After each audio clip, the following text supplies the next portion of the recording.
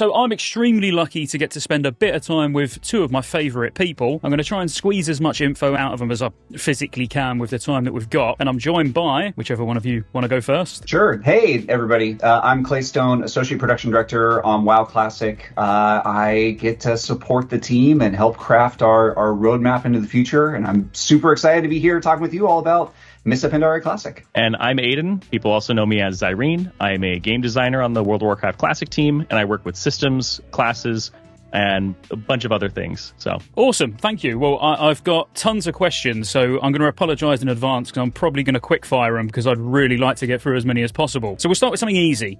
Now, we already know the MSV release date. I'm really going by previous blue posts around the Celestial Dungeon loot. It kind of sounds like you're going down the route of Heart of Fear and Terrace also launching separately. Really, just if you can give me confirmation on, is that the case? Yeah, so great question, and thanks for starting off with this.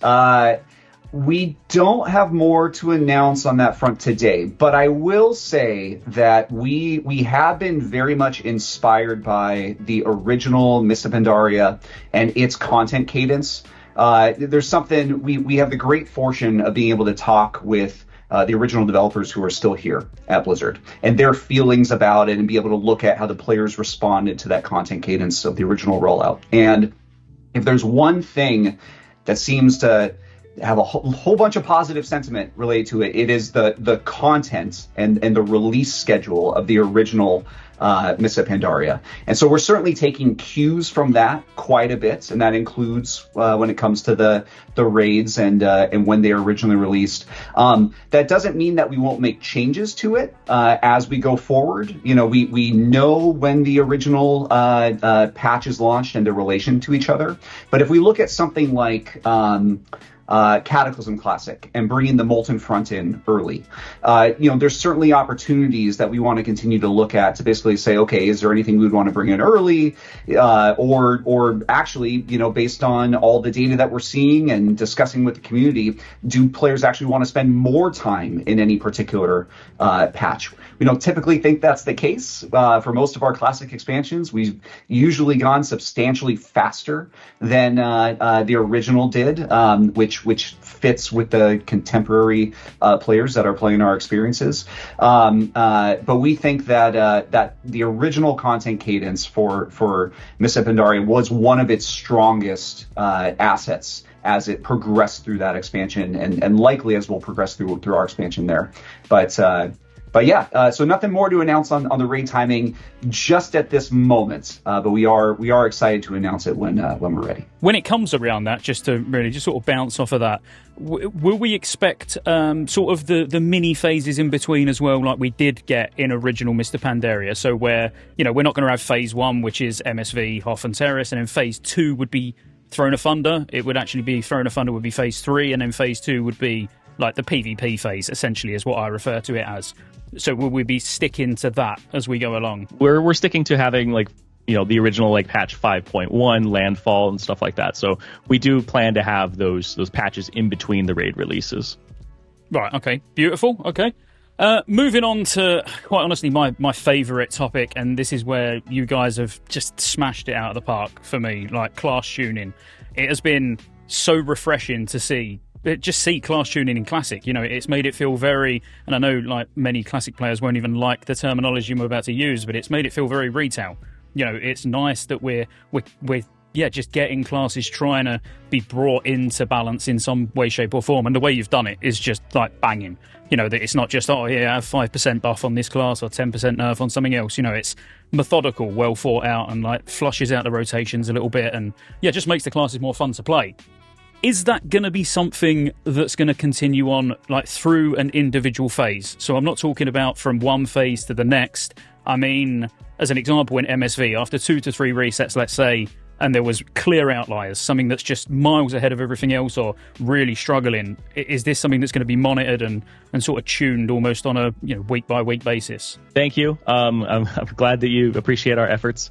So when it comes to the class tuning, first we were a little hesitant to be like, people really, really like MoP class design. How do we want to tackle these problems? So we've spent a lot of time looking at exact problem areas or places that we can shore up. So we've been, like you said, really methodical about how we've gone about this.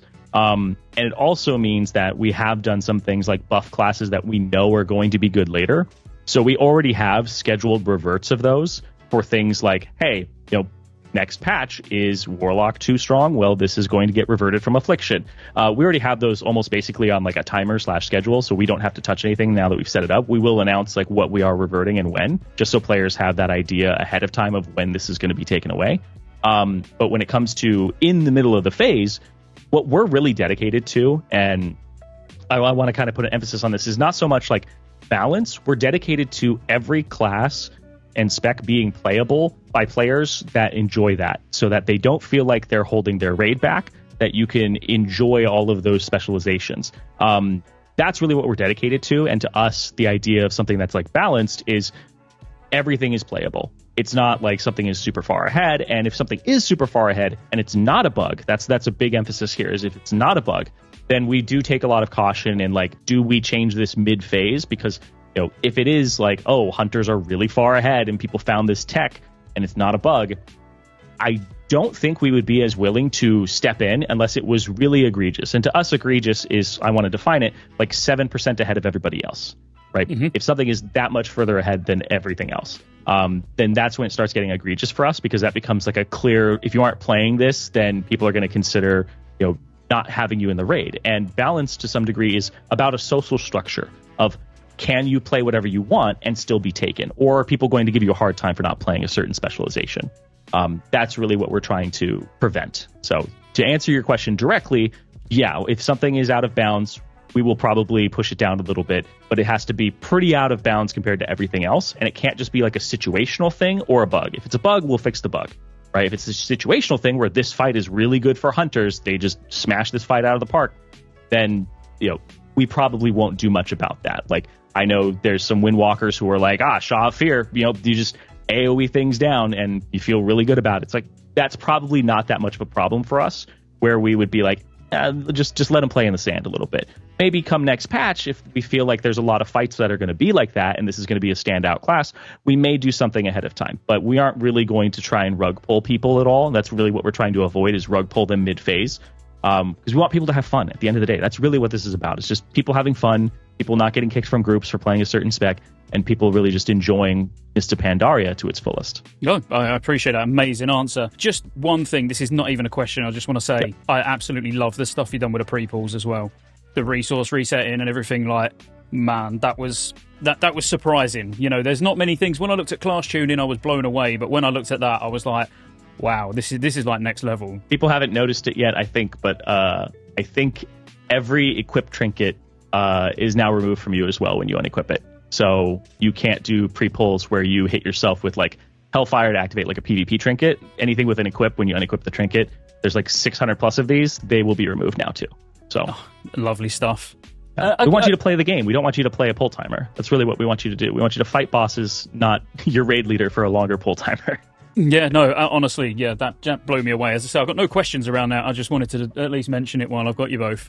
But I do have a follow-up question, really, to the tuning and stuff. And this, I hope you don't hate me for the rest of this conversation for bringing it up, but I want to mention it because this is the biggest worry with people. Everyone's been like really hyped about these class tuning and changes and everything, but the worry has been that everybody knows that you're working on something big. We've seen surveys go out and stuff like that, whether we should or shouldn't know about them because they're meant to be confidential, but they never are.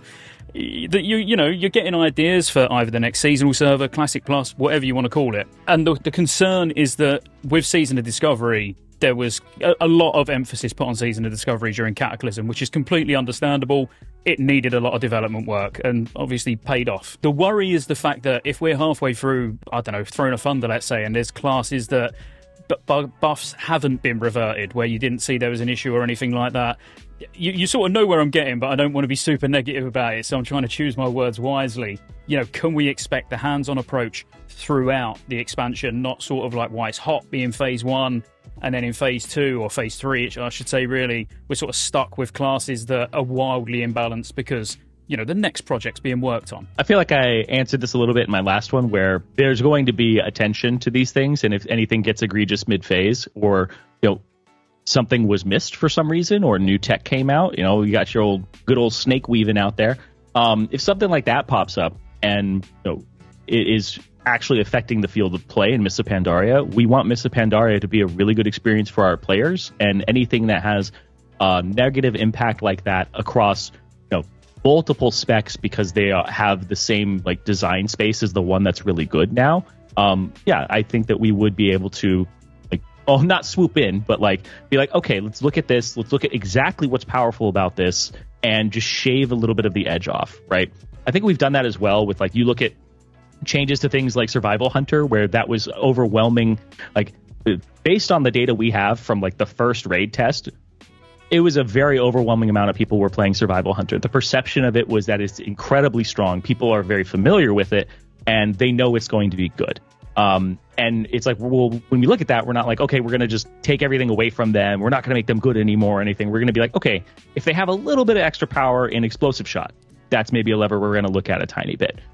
So we really want to be very particular about these, because if we don't make the change that we think is the right change, we usually make 3 that kind of go around the problem instead of tackle it directly. And so we're trying to be way more direct here with Mists of Pandaria. So we see something that's a little bit out of bounds like that, we'll press it down a tiny bit. We're not going to, put it in the dirt or anything. We're just going to press it down a tiny bit. Sure. To add on his, answer and also answer your question in a different way, we hope that all of these changes that we've made to a whole bunch of stuff that we haven't even discussed, like alt friendliness and stuff like that, really shows a strong commitment from our team to support this expansion the whole way through. This is a beloved expansion for a reason, and we have this opportunity bringing it back to players new and old for the first time in a long time. Why would we not want to make it the best version of Mists of Pandaria that we can produce and support it throughout?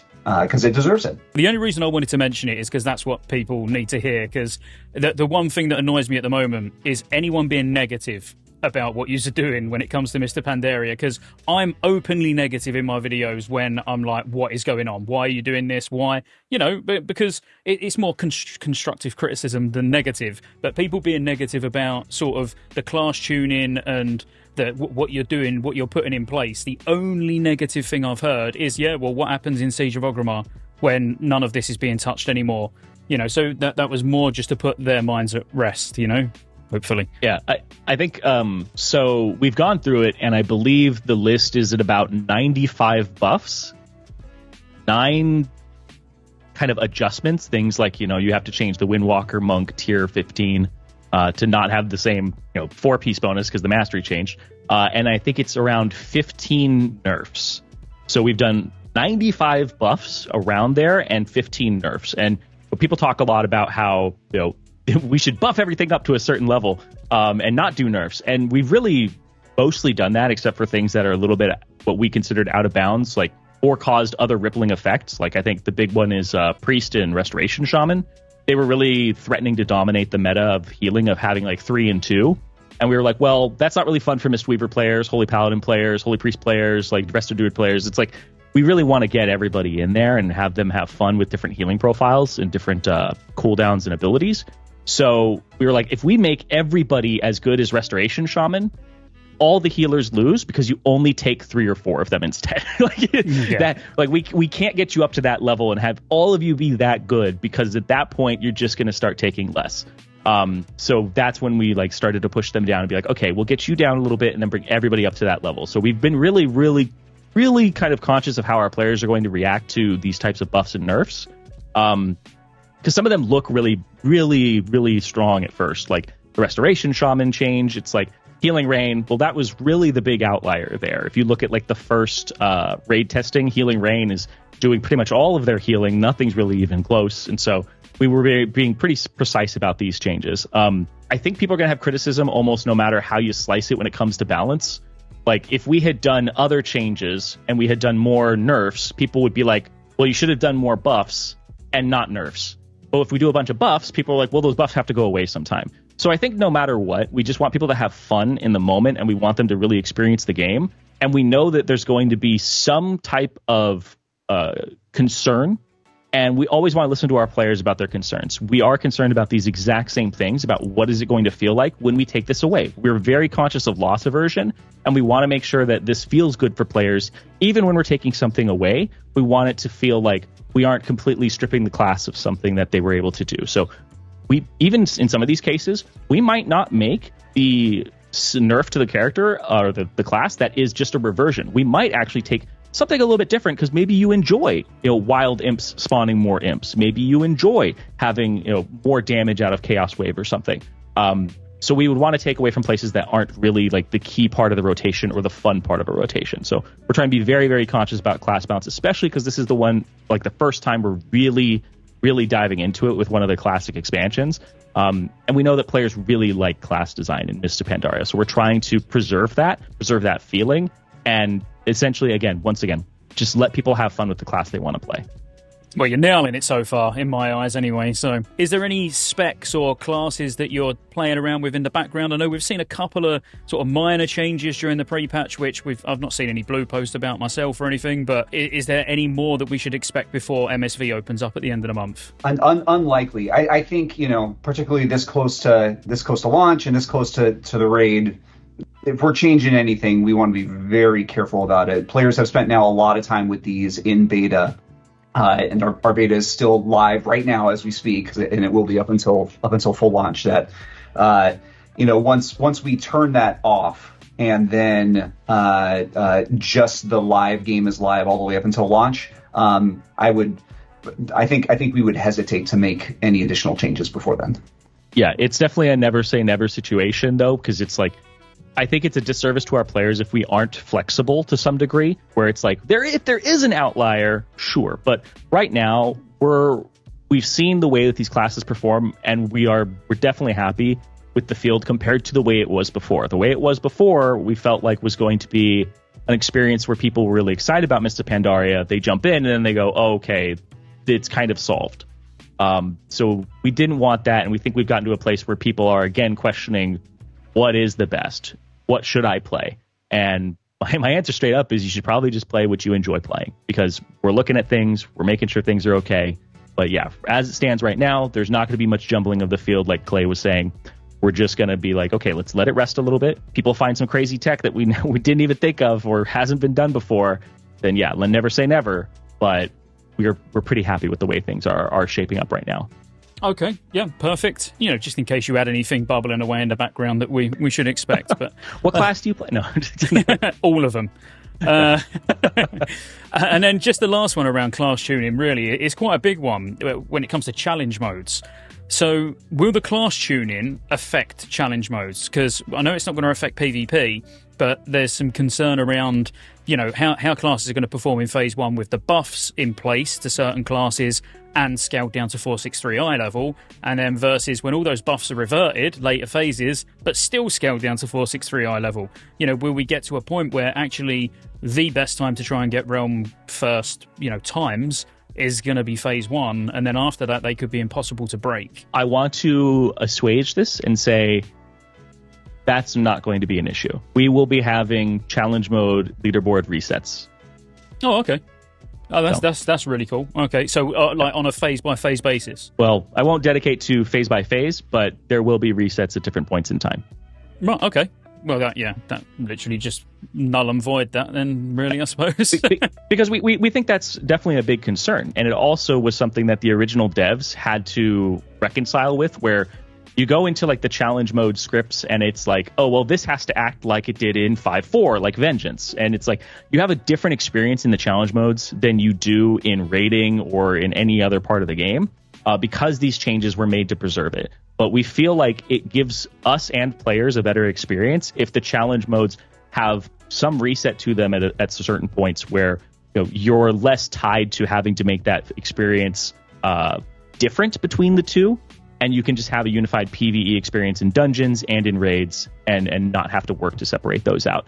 Because I think it also confuses players a bit, having differences between the two. So we wanted to kind of shore that up and make sure that's not an issue. It also frees us up to make changes that we think are more impactful without having to worry about challenge modes. Yeah, no, that makes sense. I know we haven't communicated too much about this yet, but we will have more on it soon too.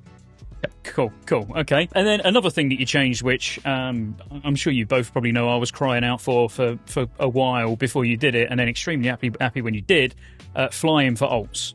So at 85, being able to get the tome, again, like, amazing change. But leveling from 85 to 90 is still quite slow. Is there any plans, maybe not at launch, but obviously on the beta initially it was in the 5.3, post 5.3 XP values.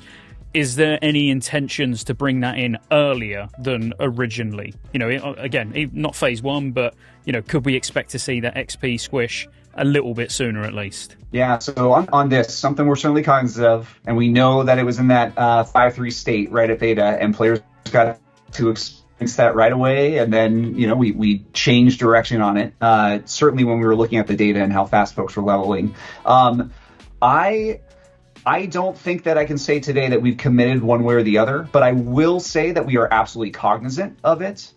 And if it makes sense, similar to something that we were talking about earlier, to bring that in earlier, I think that it is something that we would be open to. Moving on, again, I want to try and quick fire these now because I know we've not got too long left. Professions. Aidan, you mentioned it a little while ago about classes being solved and the fact that, you know, it's not now. We're questioning everything again. Professions have been solved, like, just flat out. We all know what professions we need on all of our ults, and, you know, we know what daily cooldowns are worth using, etc. Is there any plans on tweaking professions, even if not at the start, but maybe throughout, to make certain things? I'll use Scroll of Wisdom for Inscription as a prime example. You know, for the first couple of phases, yes, they're going to be very valuable, making Darkmoon decks very valuable, but then it sort of loses its charm further on through the expansion, but still keeps the daily cooldown. Like, can we expect anything around that? So professions, as we experienced in things like the Burning Crusade, where people were enchanting rings and then dropping professions, it doesn't really feel great to drop a profession when another profession becomes good and swap over to it. Season of Discovery also had this in the first few phases with things like blacksmithing, where people were like, oh, I want the chest plate, or, you know, I want the Gnomer helm. So we're at the point now where we're like, we've tried it a few times, doesn't really seem to resonate with players when we change up professions too much in between phases. So we really don't want to make players have to do that. We want you to play whatever professions you want from the get-go. We think that's okay to be a little bit solved, because that's something that isn't like, you know, picking a specialization, you can't change it. Or like change to a different class at the beginning of the expansion versus later. Whereas here, it's like, it's your same character. You can change profession if you want to do that. We think that changing it on you ourselves probably shouldn't be a thing that we do right now. So. Okay, cool. Again, I'm quick firing, so I'm not gonna do any follow-up questions or anything to any of these. So a bit of a wild one. Dual spec is, in my opinion, a little bit dated now. You know, by the time we get to Mr. Pandaria, is there a world where you could bring in the retail spec system, so where we can actually just switch between all three specs without having to go back, respec, change bars, you know, all of that? Because in my opinion, that would just be quality of life more than really game changing. Yeah, gosh, this is a great question. This is something that I feel like it impacts the game more than we might think that it does for us to make a decision like this. From a technical perspective, is it something that we could consider and figure out how to do? I think so. Is it the thing that we want to pursue that makes the most sense for the game? Would require a lot more discussion. I don't think I know we've said it a few times here, but, you know, never say never. I don't think that it's at the top of our list to go after. But I don't know, Aidan, do you have more thoughts on this? Yeah, it's something that we have to be very, very conscious of if we ever do something like this, because players seem to identify not just as a class, but as a specialization. Like, I am a Windwalker monk. I am a Mistweaver monk.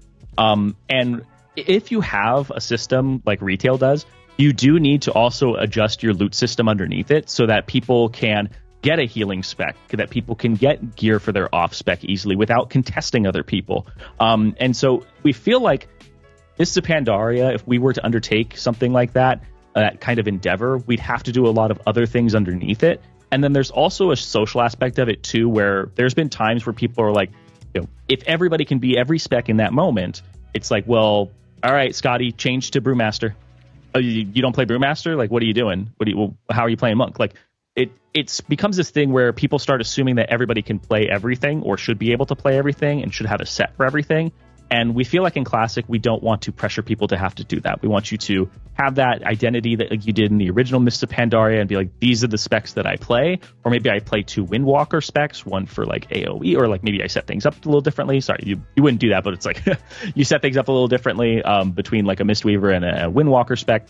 But yeah, we feel like it's something that we've wrestled with, but we just decided for at least the beginning here for Mists of Pandaria, we want to see how players play with just the 2 specs, especially with the changes to talents being a little more general, and people having more freedom to be 2 specs at once instead of being the same one with like different talents in different places. So yeah. Yeah, no, that's fair. Moving on. Bonus rolls. Yep. The ability to be able to use multiple bonus rolls on a single boss. Any thoughts, or if it could be something that possibly could be done? It's possible, but at the same time, we kind of like bonus rolls being something that people can use throughout the raid on different things. I feel like if you just get like 16 or 17, like Elder Charms of Good Fortune, and then you're just like, I just need this one thing for this boss, just roll. We feel like that also could result in a really bad feeling of you rolled a bunch and you didn't get the item that you want. You spent 10 in a row on one thing, and it's going to feel really bad in that moment. So to some degree, we are protecting players from having that moment because we think it can be a really negative one. And there are systems that we could do, like having a bad luck protection for that. But then at that point, it just becomes like spend 10 and then you automatically get the item kind of thing. And we really don't want to change the systems that much underneath Mists of Pandaria and the bonus rolls, as it's a new system to the expansion. We want people to experience it how it was, at least for right now. And like we've been saying, like never say never. If our players really, really want it and we feel that and it makes sense to do, then we may do something along those lines. But as it stands right now, we feel like bonus rolls have enough of the potential to be a negative impact that we're like, we shouldn't really go there just yet. Okay, that's fair. Flex raiding coming before Siege of Orgrimmar. Tough one. I would say unlikely, particularly given the way that flex raiding was implemented in Mists of Pandaria Classic versus what it has evolved into. And I know you want to rapid fire through these, so we don't have to go more into that, but unlikely.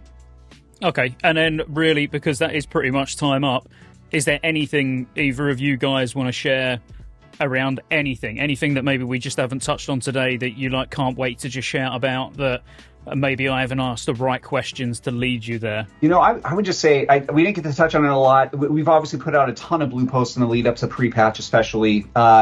We hope that folks have seen, whether already interested in Mists of Pandaria or potentially curious about Mists of Pandaria, that the level of changes we have made to making it more alt-friendly, to PvP by bringing back Gladiator and Rank 1 titles to 2s and 5s, while making some PvE gearing changes in PvP, to attacking the pre-pull shenanigans that we talked about. There has been a little bit of a philosophy change when it comes to this, and an openness to doing more, hashtag some changes that we are really excited about. And again, I know I said earlier, but if we're going to bring Mists of Pandaria back, why not make it the absolute best version for the current contemporary player base and potentially new players as well? And we're just so excited for launch. I can't believe it's next week on the 21st, 3 p.m.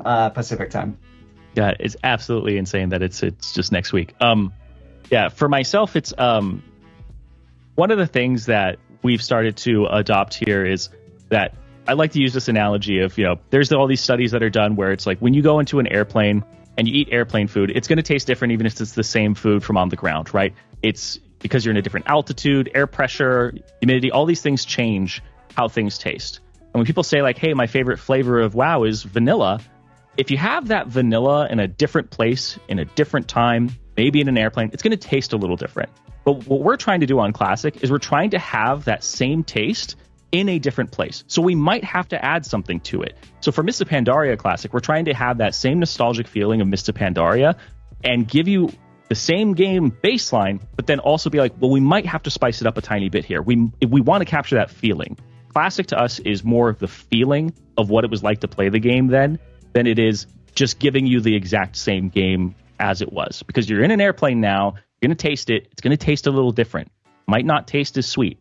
And we have to sweeten it up for you. So that's really what we're looking at here for Classic, is how can we make changes that players want and that's going to make it taste better for them overall.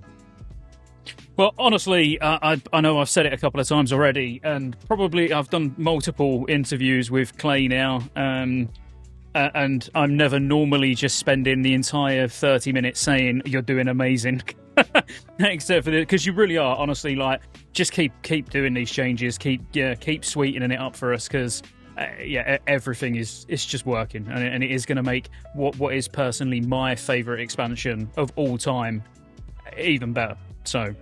All I've really got left to say is thank you. Thank you for both your time. And I'll hopefully speak to you maybe halfway through MoP when we do another one of these. Yeah. Thank you so much, Scotty. That'd be great. Cool. Thanks, guys.